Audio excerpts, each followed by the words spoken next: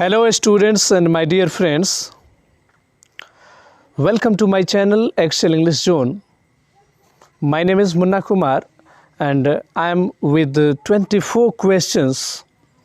मैं 24 क्वेश्चन के साथ आ गया हूँ और ये 24 क्वेश्चंस हम लोगों ने लिया है 12th क्लास के प्रोज सेक्शन से, जिस प्रोज का चैप्टर नंबर 1 से, क्योंकि हम लोग इस कड़ी में बिल्कुल चैप्टर वाइज क्वेश्चन करने वाले हैं। जैसे प्रीवियस वीडियोस में हम लोगों ने देखा कि स्टोरी ऑफ इंग्लिश जो कि 12th क्लास के लिए प्रेस्क्राइब निर्धारित बुक है, उससे हम लोगों ने चैप्टर वाइज 6 एपिसोड में, जी हाँ 6 पार्ट में हम लोगों ने क्वेश्चन कवर किया, ऑब्जेक्टिव क्वेश्चंस। आप अगर पहले का वीडियोस नहीं देखे हो तो डिस्क्रिप्शन में इसका लिंक मिल जाएगा, आप ज़रूर उस वीडियोस को देख लें क्योंकि काफ़ी बेनिफिशियल वीडियोस हैं। इस वीडियो लेक्चर में हम लोग आज सीखेंगे 24 जो कि प्रोज सेक्शन से लिया गया क्वेश्चंस है, ऑब्जेक्टिव क्वेश्चंस। जैसा कि आपको पता है कि बिहार बोर्ड में ऑब्जेक्टिव क्वेश्चंस का क्रेज़ काफ़ी बढ़ गया है, इसलिए ऑब्जेक्टिव क्वेश्चंस अगर आपकी बहुत अच्छी पकड़ है ऑब्जेक्टिव क्वेश्चंस पे तो निस्संदेह आपको अच्छा मार्क्स मिलेगा। इसलिए बिना किसी देरी के हम लोग शुरू करते हैं चैप्टर नंबर 1 से, इंडियन सिविलाइजेशन एंड कल्चर से। माय डियर स्टूडेंट्स, पहला चैप्टर जो कि प्रोज सेक्शन यानी कहानी से लिया गया है, जिसका नाम है Indian civilisation and culture. Indian civilisation and culture को महात्मा गांधी के द्वारा लिखा गया है। माय डियर स्टूडेंट्स ध्यान देंगे, महात्मा गांधी के द्वारा इंडियन सिविलाइजेशन एंड कल्चर लिखा गया है, जिसमें क्वेश्चन नंबर 1 हु रोट। बिल्कुल विद्यार्थियों, आप वीडियो को स्किप नहीं करेंगे, शुरू से अंत तक बिल्कुल बिगिनिंग टू एंड इस वीडियो लेक्चर को सुने और देखें और बिल्कुल लिसनिंग एंड लर्निंग मोड में आ जाएं क्योंकि काफ़ी महत्वपूर्ण क्वेश्चंस। पहला questions, who wrote Indian civilisation and culture. Who wrote Indian civilisation and culture, यानी कि इंडियन सिविलाइजेशन एंड कल्चर को, भारतीय सभ्यता और संस्कृति, जो कि एक एसे का नाम है, इस एसे को किसने लिखा है? तो आपके सामने ऑप्शंस हैं। Option A Mahatma Gandhi, option B doctor Zakir Hussain, option C Manohar Malgonkar, option D सिग्गा नोया। तो इसका राइट आंसर बिल्कुल आपको सोचना है, तो it's right answer is option number A Mahatma Gandhi. Option number A is the right answer, Mahatma Gandhi. Next question, question number 2, who is known as Bapu और the father of the nation. यानी कि किनको बापू के नाम से जाना जाता है और राष्ट्रपिता के नाम से भी जाना जाता है, यानी कि बापू और the father of the nation. तो आपके सामने ऑप्शंस हैं।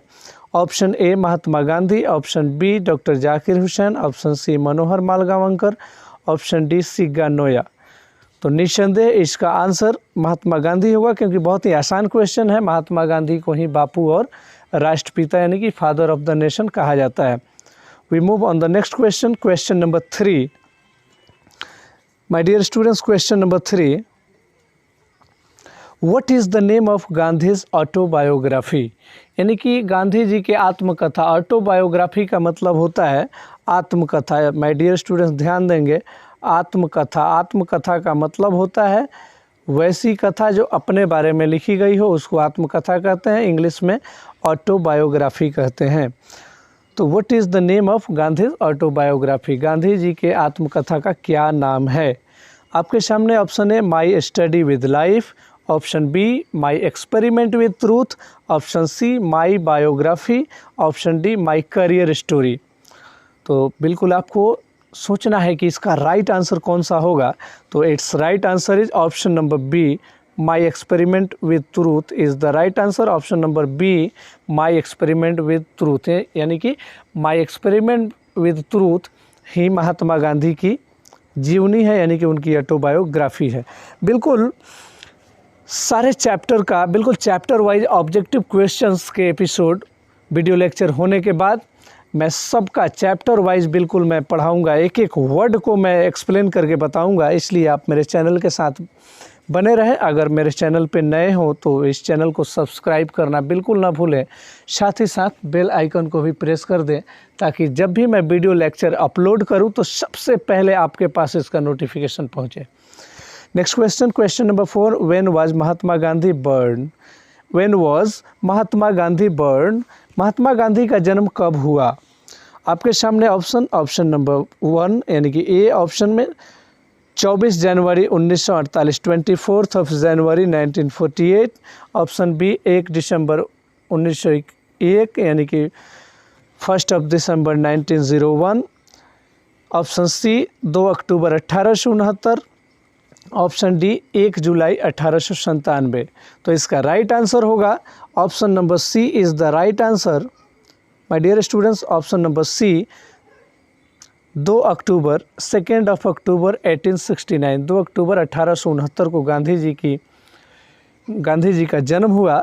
और गांधी जी की मृत्यु आप सब जानते होंगे। गांधी जी का जन्म को जैसे हम लोग अहिंसा दिवस के रूप में मनाते हैं, और साथ ही साथ 24 जो जनवरी है, जी हाँ 24 जनवरी 1948 को गांधी जी की मृत्यु हो गई। जी हाँ 24 जनवरी 1948 को गांधी जी की मृत्यु हो जाती है।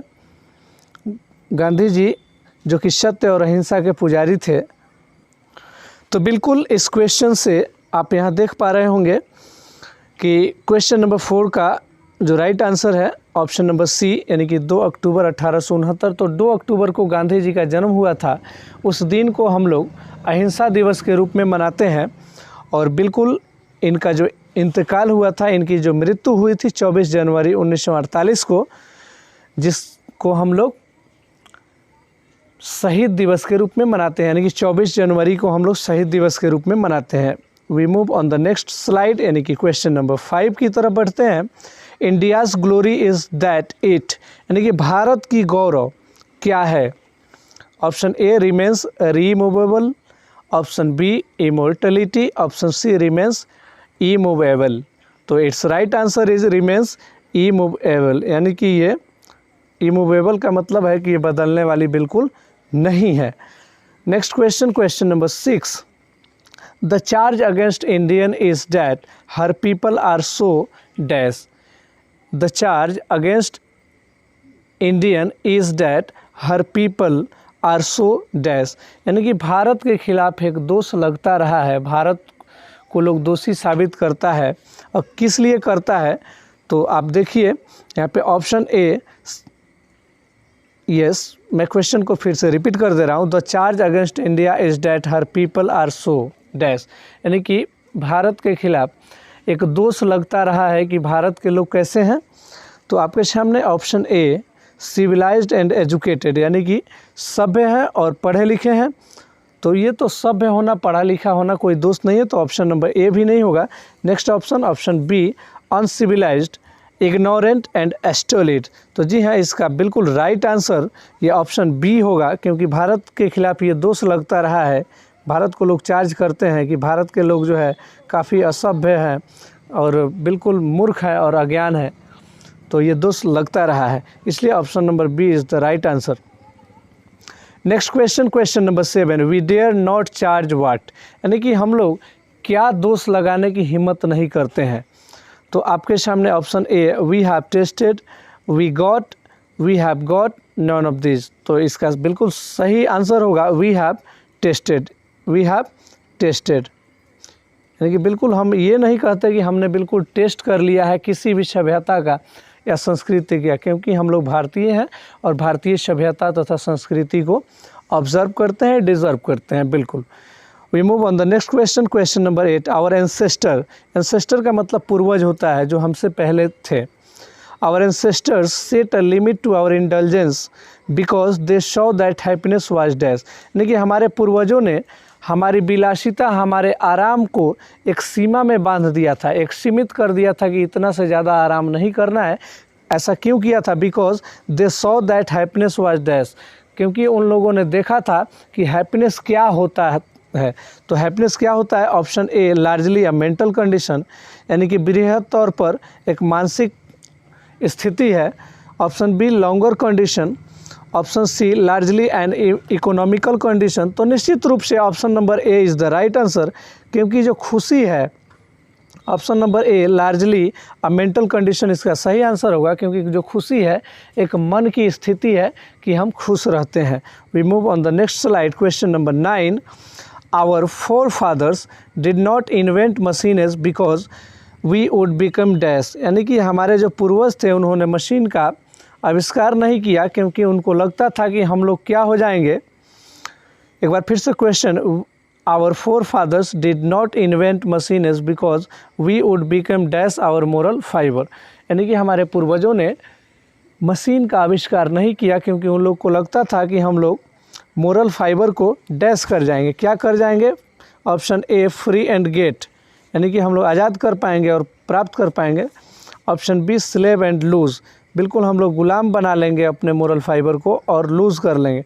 तो बिल्कुल it's right answer is option number B, क्योंकि बी ही इसका सही आंसर होगा, स्लेव एंड लूज़। क्योंकि हमारे पूर्वज को ऐसा लगता था कि हम लोग अगर मशीन का आविष्कार करें तो हम लोग मशीनों के गुलाम हो जाएंगे और अपनी मोरल फाइबर को खो देंगे। मोरल फाइबर का मतलब होता है अपनी नैतिकता को खो देंगे। Next question, question number 10, Mahatma Gandhi was more a dash, यानी कि महात्मा गांधी ज़्यादा क्या थे? पॉलिटिशियन, इकोनॉमिस्ट, सोशल रिफॉर्मर और option number D spiritual leader. बिल्कुल वो लौकिक नेता थे, इसलिए इसका सही आंसर होगा ऑप्शन नंबर डी। जी हाँ, option number D is the right answer, spiritual leader. Spiritual leader का मतलब रिवाजिक नेता या लौकिक नेता। We move on the next question, question number 11, Gandhi used as the chief weapon, यानी कि गांधी जी का मुख्य हथियार क्या था? क्या मुख्य हथियार के रूप में यूज करते थे? तो आपके सामने ऑप्शन है स्वर्ड। स्वर्ड का मतलब है तलवार। ऑप्शन बी न्यूक्लियर वेपन, यानी कि परमाणु हथियार। ऑप्शन सी गन्स यानी बंदूक। Option D truth and non violence, यानी कि सत्य और अहिंसा। तो निश्चित रूप से आप सभी जानते हैं कि सत्य और अहिंसा का पाठ किसने पढ़ाया? महात्मा गांधी ने। इसलिए उनका मुख्य हथियार क्या था? सत्य और अहिंसा, यानी कि truth and non violence. Next question, question number 12, Gandhi ji wrote different articles. My dear students, Gandhi ji wrote different articles. Gandhi ji ने बहुत आर्टिकल्स लिखे हैं। आर्टिकल्स का मतलब एक लेख टाइप का एक राइटिंग स्किल है, उसको हम लोग आर्टिकल कहते हैं। तो गांधी जी ने डिफरेंट आर्टिकल लिखे, बहुत सारे उन्होंने आर्टिकल्स लिखे। किसके लिए लिखे? कौन सी पत्रिका थी वो? तो ऑप्शन ए द हिंदू के लिए, option be the times of India के लिए, ऑप्शन सी द ब्लाइज के लिए, ऑप्शन डी यंग इंडिया के लिए। तो बिल्कुल it's right answer is young India. My dear students, ध्यान देंगे, इसका सही जवाब होगा यंग इंडिया।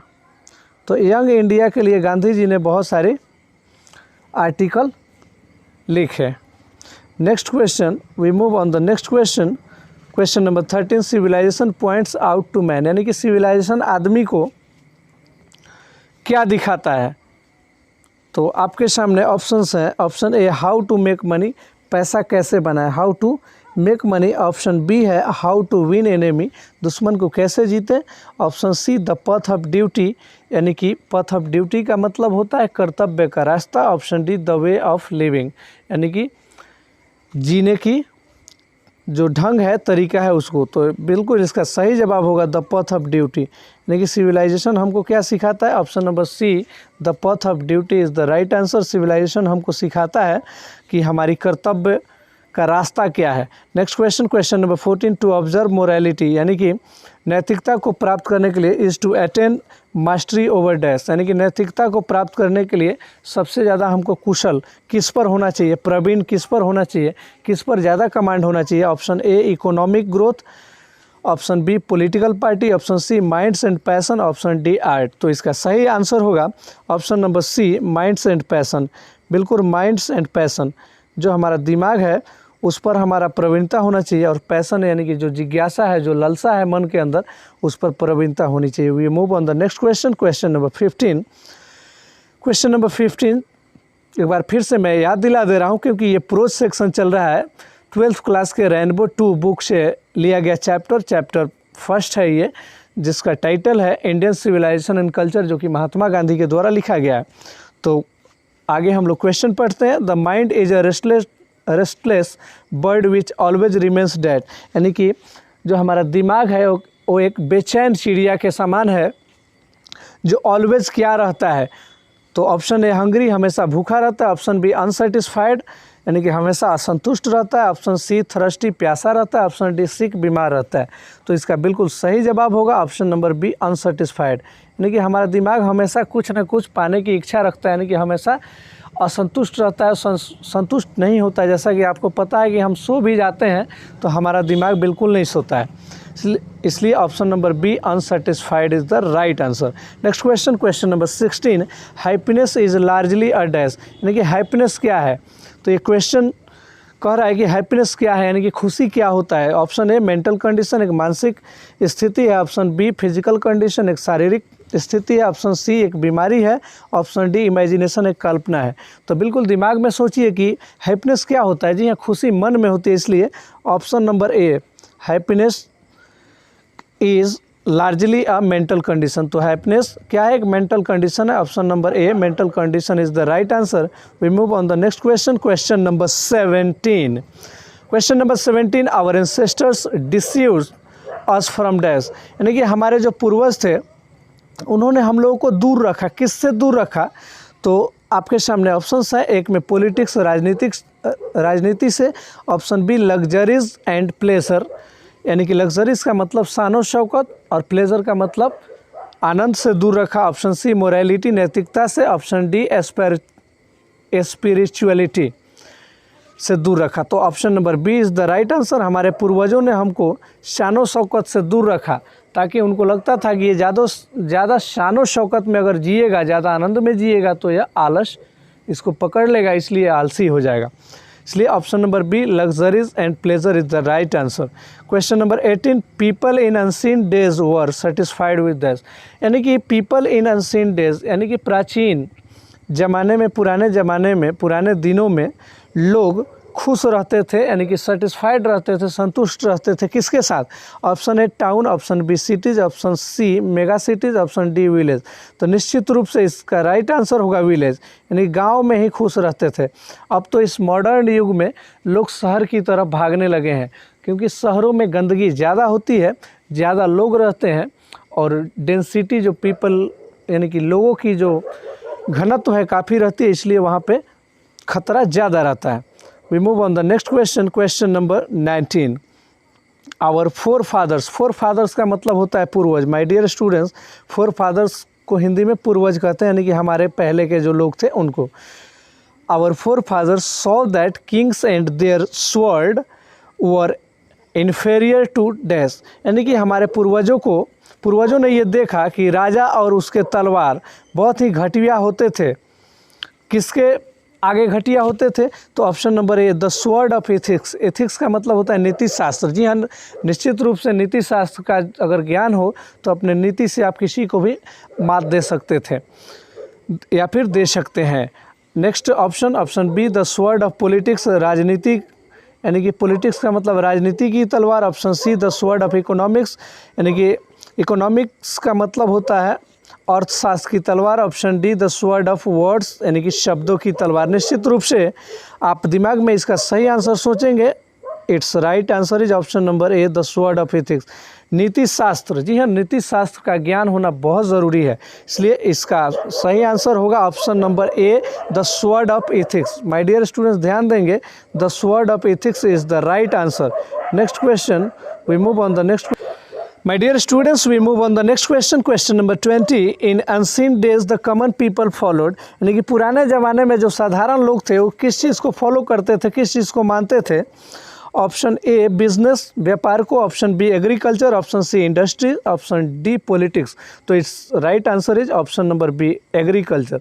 पुराने ज़माने में लोग किसको ज़्यादा फॉलो करते थे? तो एग्रीकल्चर को। अब तो सेवा क्षेत्र ज़्यादा बढ़ा है, सर्विस सेक्टर बढ़ा है, इसलिए एग्रीकल्चर बहुत कम हो गया है। We move on the next question, question number 21।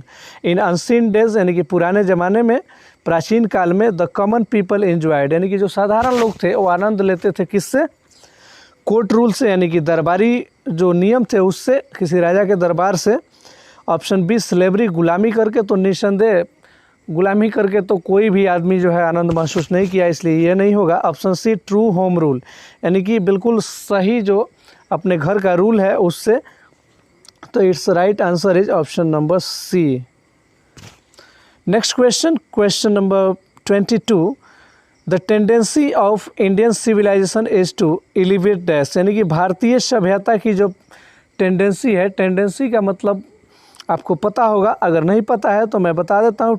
Tendency का मतलब होता है, टेंडेंसी मतलब प्रवृत्ति। प्रवृत्ति का मतलब आपके आदत से है कि आपकी आदत कैसी है, आपकी प्रवृत्ति कैसी है। तो the tendency of Indian civilization यानी कि भारतीय सभ्यता की प्रवृत्ति बढ़ाती है। किस चीज़ को बढ़ाती है? ऑप्शन ए इमोरलिटी को, पार्शियलिटी को। इमोरलिटी का मतलब होता है अमरणशीलता या अमरणशीलवाद को, और ऑप्शन बी पार्शियलिटी यानी कि भेदभाव छुआछूत को बढ़ाती है। तो बिल्कुल ये आंसर नहीं होगा। ऑप्शन सी मोरल बीइंग, तो ऑप्शन डी डिसऑनेस्टी यानी कि बेईमानी को बढ़ाती है। तो आपको सोचना है, तो इट्स राइट आंसर है option number C moral being यानी कि हमारी नैतिकता को बढ़ाती है। भारतीय सभ्यता की जो प्रवृत्ति है किसको बढ़ाती है? मोरल बीइंग को बढ़ाती है यानी कि हमारी नैतिकता को बढ़ाती है। We move on the next question, question number 23। Indian civilization is dash. Indian civilization dash है यानी कि क्या है? गॉडलेस है, यानी कि गॉडलेस का मतलब हुआ जहाँ भगवान को नहीं माना जाता है। Option B based on belief in God यानी कि भगवान में विश्वास पर आधारित है। Option C based on partiality छुआछूत पर आधारित है, भेदभाव पर आधारित है। Option D based on matter बात पर आधारित है। जी हाँ, तो इसका सही आंसर होगा option number B based on belief in God. इसका बिल्कुल राइट आंसर होगा option number B based on belief in God यानी कि भगवान में विश्वास पर आधारित है। We move on the next question, question number 24। Modern civilization is the worship of dash. Modern civilization is the worship of dash यानी कि मॉडर्न सिविलाइजेशन किसकी पूजा है? तो मॉडर्न सिविलाइजेशन निश्चित रूप से आपके सामने ऑप्शंस हैं। Option A materials, option B ethics, option C brotherhood, option D ethics. तो निश्चित रूप से it's right answer is option number A material. यहाँ पर लोग मटेरियल की पूजा करते हैं। अब इथिक्स और नीति शास्त्र भी अब नहीं है, और नैतिकता तो धीरे धीरे समाप्त होती ही जा रही है, इसलिए मटेरियल की पूजा आजकल हो रही है। तो माय डियर स्टूडेंट्स, ये वीडियोज़ आपको कैसा लगा? बिल्कुल अगर अच्छा लगा हो तो इस वीडियो को लाइक करें, क्योंकि लाइक करने से मोटिवेशन बढ़ता है। जब मोटिवेशन बढ़ेगा तो इससे भी बेहतर वीडियो मैं अपलोड करूंगा। निश्चित रूप से अगर आप मेरे चैनल पे नए विजिट किए हो तो इस चैनल को सब्सक्राइब करें और अपने दोस्तों को भी बताएं, शेयर करें। तो इसलिए ये 24 क्वेश्चंस का ये वीडियो लेक्चर अब समाप्त होता है। तो माय डियर स्टूडेंट्स, आपसे ये अंतिम बार बिल्कुल request, please subscribe my channel. Thanks for watching. Be healthy and be the best.